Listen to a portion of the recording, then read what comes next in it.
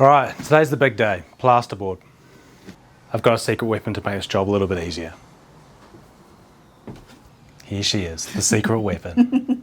No, it's not the sheet lifter, it's Alex the sheet lifter. It's been a minute. It's time to get stuck in. Let's do it. I'm scared.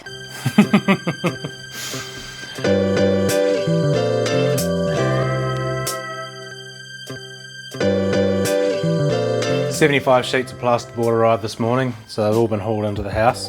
And we're going to start here. Just so happens that the way the sheets are all laid out, this is the most convenient place to start, and then we'll work our way out from there. Nice short sheets to start so we can get our eye in. Less talk, more action.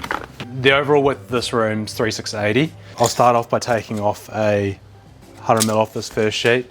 One, it means that the last piece isn't right against the wall, so I'm not having a joint as well as a square set edge.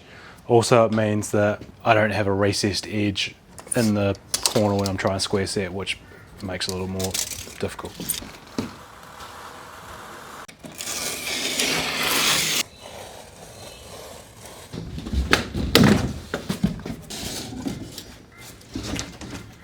Glue up, I've done a little story rod for the glue position, so 200, 400, gap in the middle where your screw goes. So you don't want glue where your screws are because it means the screws pop. 800 a meter, and then that way every time I want to glue, I just hold it up, glue in those spots, and I'm golden.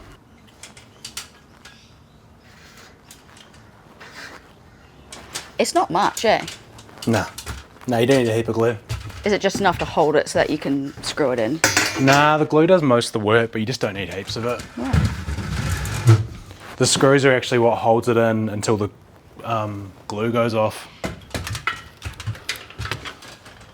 So with scenario, so sheets go against, the face against. If you can just support that side, and I'll carry that side through, we're just going to sit it on these hooks, and then it rolls up, puts a little pin in it, and then roll it up. Yeah, I remember. Who used it? You hired one for Albany Forest. Right.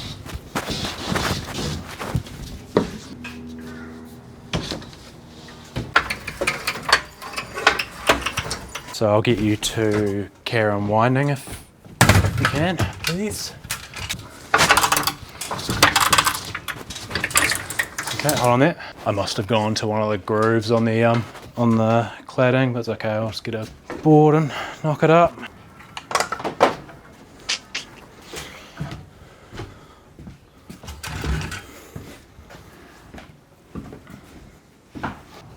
How's it feel to be on the tools? Am I on the tools?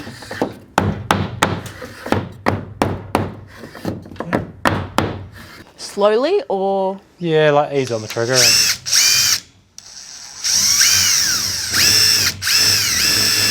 the overhead's too difficult? Oh, Yep. Fair enough. Can you grab the drill and start unscrewing some screws off the rail, please? Off the thing? Off this? Yeah. It's so good for my tism. Oh, Yeah. It's just so satisfying. This person bargained and bargained and bargained with me over the dishwasher. And then an hour before they're supposed to show up, oh, so sorry, my husband went and bought a new full-size dishwasher and just came home with it. Massive surprise. So I won't need yours. All the best with selling it.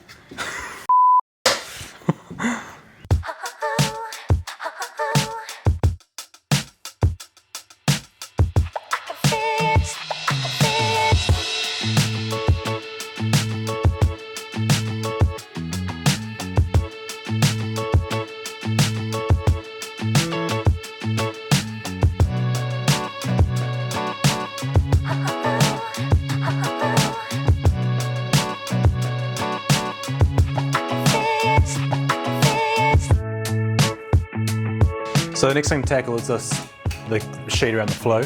We're probably likely to use this fire maybe 2 or 3 times next year. I think it'll be more of a novelty than anything else, but it's relatively easy to patch. Like the flue just comes out like that. So if we decide that we don't want it anymore. It's pretty easy just to take the flue out, patch it. But one of the things stated in the regulations is that there can be no combustible materials within 25 mil of the outer skin of the flue, which I assume is this piece here.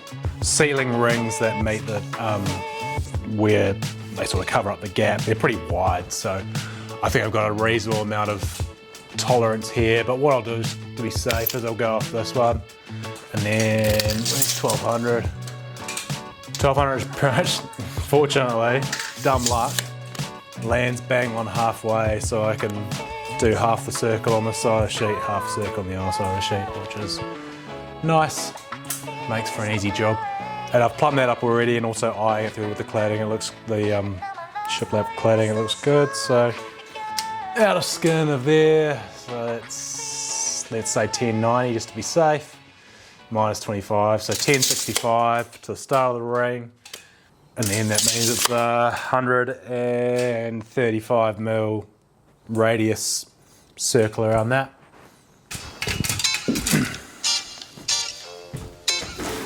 Judge of the jungle, watch out for that tree.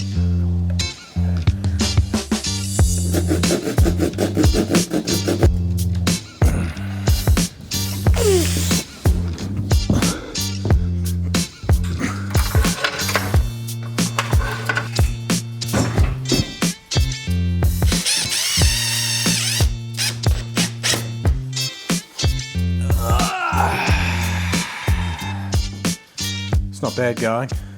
Since we kicked off, it's been, I think, 4 hours. And with the little stuff around with cameras and stuff, getting the dining room and the kitchen pretty much by myself. It's pretty good going, I reckon. Feels different already. Hopefully it won't be as hot. Welcome back. Another case of 3 sheets plus 60 mil. So for this first one, I'll rip off the recessed edge. Line this room will get us slightly closer to having access to the little one's room. Without further ado.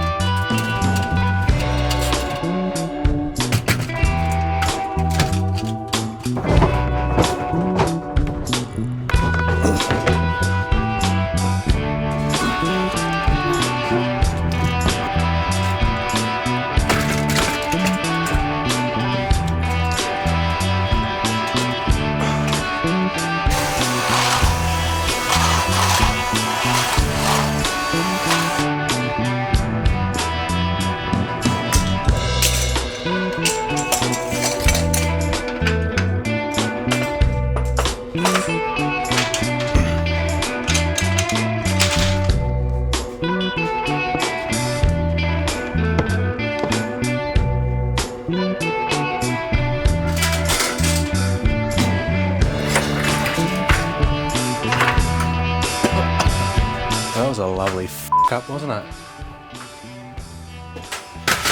For the most part, with the lifter you can get away, well clearly I can get away with doing these sheets myself, but when you cut it too short and it's wedged and you've got to like maneuver the trolley and stuff around the sheet, that's what you end up doing. I mean, there's probably easier ways around it, but I was wound up. And I can repair it myself. It's not like someone else has to do it, so.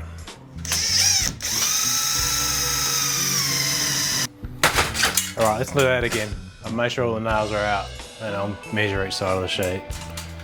Maybe I was getting a bit confident after how easily the other ones went up.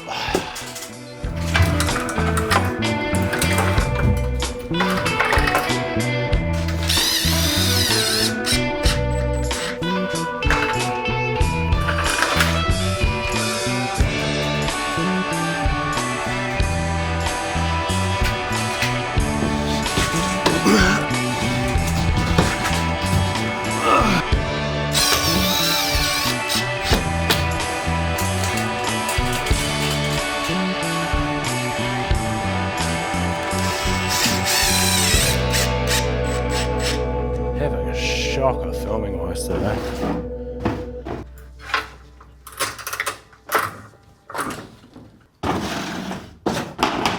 might see what's going on. I put you there because I had a whole lot of other shit to film, but that didn't work, did it? As you can see, I made this sweet crate still, which probably wasn't the most riveting footage, but it's better than nothing. And now you got nothing.